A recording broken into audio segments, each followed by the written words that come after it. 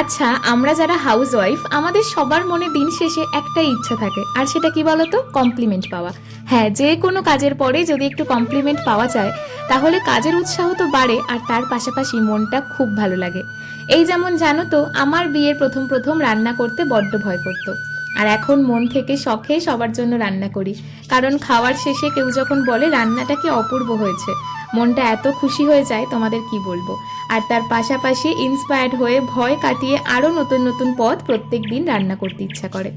আচ্ছা, তোমাদের মনে আছে বেশ কয়েকদিন আগে আমি গন্ধরাজ ভেটকি রান্না করেছিলাম? আজকে ভাবলাম সেই রেসিপিটাই তোমাদের সাথে শেয়ার করি। হ্যাঁ, আমি জানি তোমরা অনেকেই আমার থেকে অনেক ভালো ভালো রান্না করো, বাট আমার ইচ্ছা হলো তাই রেসিপিটা তোমাদের সাথে শেয়ার করছি। প্রথমে ভেটকি মাছগুলো ভালোভাবে ধুয়ে তাতে নুন, গোলমরিচ গুঁড়ো, গন্ধরাজ লেবুর রস আর জেস্ট মাখিয়ে বেশ কিছুক্ষণ রেখে দেবো। আর তারপর তেলে মাছগুলোকে হালকা করে ফ্রাই করে নিয়ে পাশে একটা পেস্ট বানিয়ে নেব, সেটা হচ্ছে পেঁয়াজ, আদা আর কাঁচা লঙ্কার পেস্ট। আর তারপর কড়াইতে তেল দিয়ে তাতে গোটা তেজপাতা আর গোটা গরম মশলা ফোড়ন দিয়ে যে পেস্টটা বানিয়ে নিয়েছিলাম সেটা দেব। আর তারপর তার মধ্যে একটু নুন, চিনি আর হলুদ দিয়ে আর একটু জল দিয়ে ভালো করে মশলাটা কষিয়ে নেব। আর তারপর এতে অ্যাড করব অল্প পরিমাণে টক দই। আর তারপর টক দইয়ের সাথে মশলার সাথে ভালো করে নাড়িয়ে চাড়িয়ে এখন বেশ কিছুক্ষণ ঢাকা দিয়ে রেখে দেবো। আর তারপর যখন ফুটে উঠবে তখন এতে অ্যাড করব ভাজা মাছগুলো।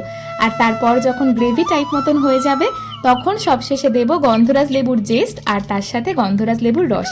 আর হ্যাঁ, গন্ধরাজ লেবুর রস দিয়ে কিন্তু গ্রেভিটা একদমই ফোটাবে না, তাহলে তেতো হয়ে যেতে পারে।